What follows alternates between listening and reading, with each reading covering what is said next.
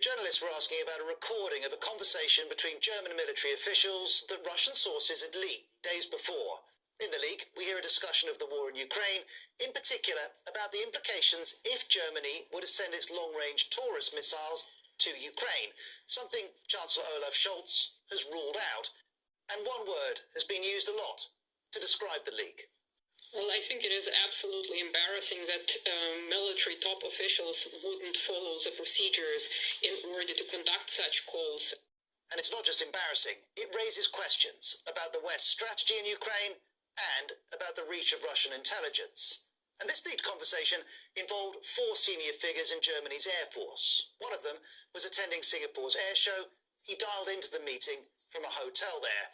This proved to be a miscalculation. Germany's defence minister has highlighted how eavesdropping of hotels is widespread, and Germany's ambassador to the UK has offered this advice. I think that's a good lesson for everybody. Never use hotel internet if you want to do a secure call. Germany's Air Force may be learning that lesson the hard way. And the reason they were discussing these Taurus missiles is that while Germany has so far declined to send them, Ukraine has repeatedly made the request.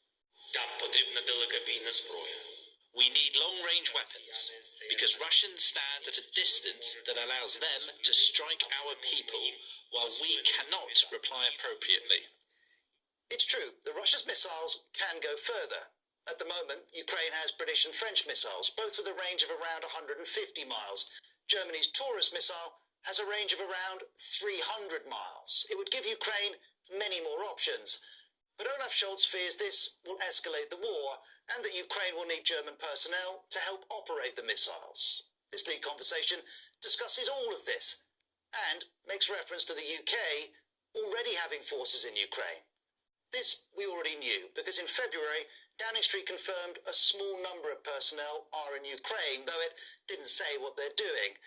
And while reaction to the leak has continued, the Kremlin has shared its thoughts on it. This suggests that within Germany's armed forces, plans for striking the territory of the Russian Federation are being discussed substantively and specifically. There's nothing in the leak that suggests this. Germany has called Russia's claim absurd and offered this assessment. This is a Russian hybrid attack again. It's clearly the intention to destabilize the West, and it was not a coincidence that this recording was published the day of Navalny's funeral. If that is the intention, none of Germany's allies have been critical, not in public at least. But the UK's former Defence Secretary Ben Wallace has concerns. He was in government during the majority of this war, and he's told The Times, "We know Germany is pretty penetrated by Russian intelligence, so it just demonstrates they are neither secure nor reliable." The German ambassador to the UK called those comments unhelpful. And while Ukraine's allies seek to offer a united front, they know the decisions about how to support Ukraine are crucial, not least because right now, for Ukraine at best the war is stuck, at worst, Russia is getting the upper hand. Last month, Ukraine withdrew from the key town of Avdiivka.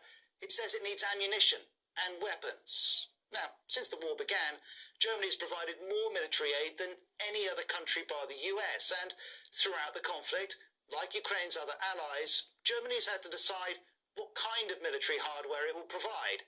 Russia will want to influence these kind of decisions. The leaked German conversation may be part of an effort to do that. The manner in which it's been exploited by the Russians is an indication of Russia's attempts to divide Western support for Ukraine and to intimidate the West, to play on the West's fears of escalation. This leak is another example of that tactic in practice. What the leak certainly confirms is that the West continues to grapple with the best route forward in this war.